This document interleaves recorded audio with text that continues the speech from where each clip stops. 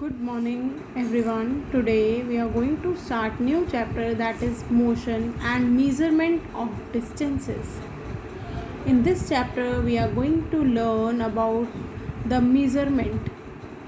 Once a teacher asked the students how they spent their summer vacation. She asked if anyone had gone out of the city during the summer vacations and how did they travel.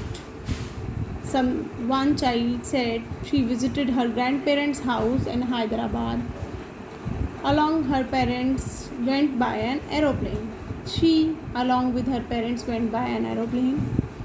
Rahul said he went with his parents to Manali at a hill station by their own car. Nitika told that she travelled with her parents by train to Lucknow to spend her summer vacations with her maternal uncle's family. Riya didn't go anywhere. She spent her entire vacation collecting information about the ancient India. So, do you know how people traveled from one place to another place in earlier times? Nowadays, you used to go by aeroplane, cars, buses, trains, etc. But what about earlier times? Early in ancient times, when there was no means of transport available, people traveled mainly on foot and carried luggage on their back.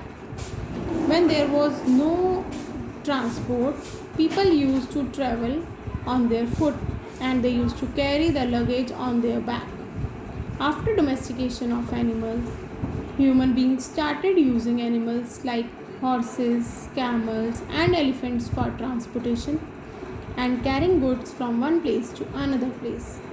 फिर animals के domestication के बाद human beings ने animals को use करना start कर दिया like horses, camels, elephants transportation के लिए वो कैरी करते थे गुड्स को एक जगह से दूसरी जगह पर. Then the invention of the wheel brought about many changes. फिर धीरे धीरे व्हील का इन्वेंशन हुआ और बहुत सारे चेंजेस आ गए.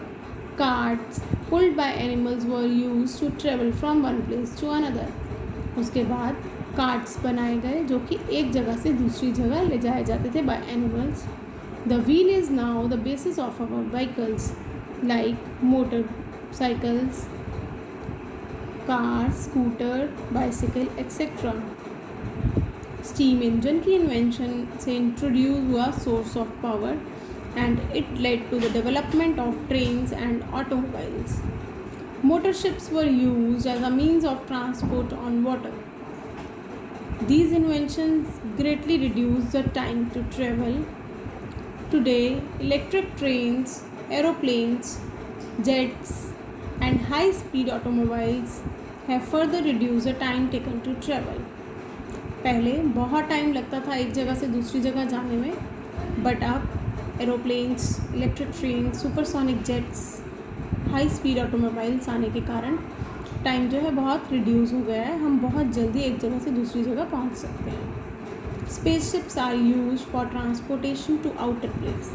अब स्पेसशिप्स को यूज़ किया जाता है आउटर स्पेस में जाने के लिए. Now measurement. What is measurement? Measurement is one of the most important process in our daily life. हमारी डेली लाइफ में मेजरमेंट जो है वो बहुत ही इम्पॉर्टेंट प्रोसेस है. कितना डिस्टेंस हम ट्रैवल करते हैं अपने होम से स्कूल तक का.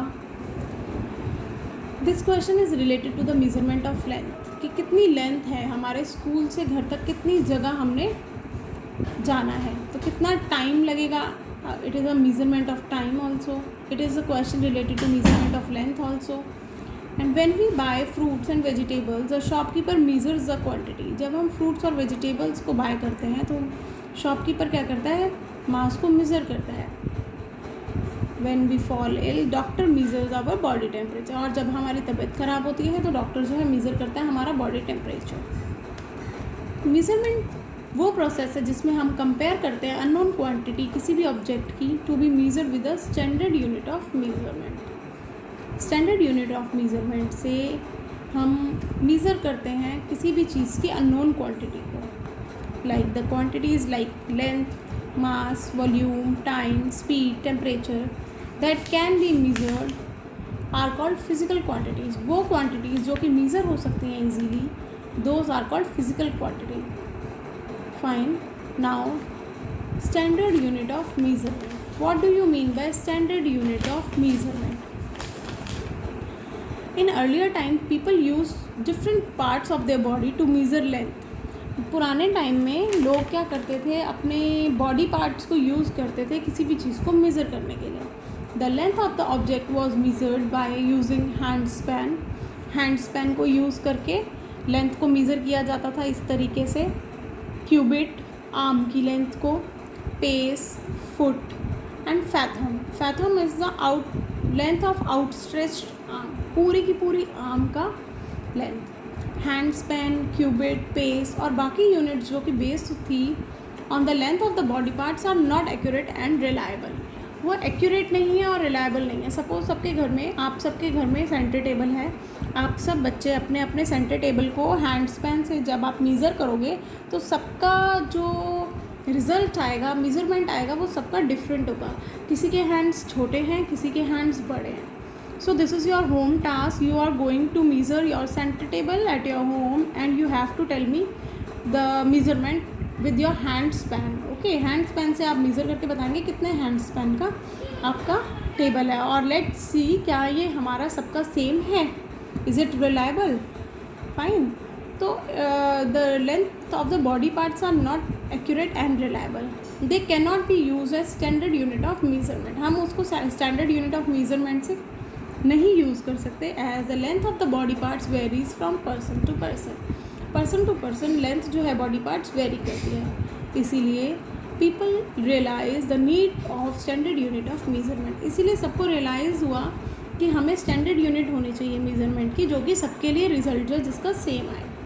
तो standard units of measurement are those that have fixed quantity, जिनकी फिक्स्ड क्वांटिटी हो. And they do not vary from person to person and place to place. वो different ना हो.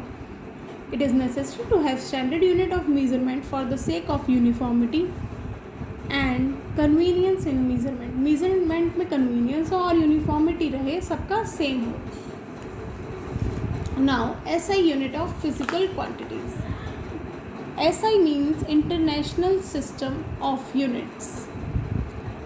The SI unit that are used in all the countries of the world for some physical quantities are: the SI unit of length is meter, time seconds, mass kilogram, and temperature Kelvin. Thank you everyone. This was all for today. We will continue this time.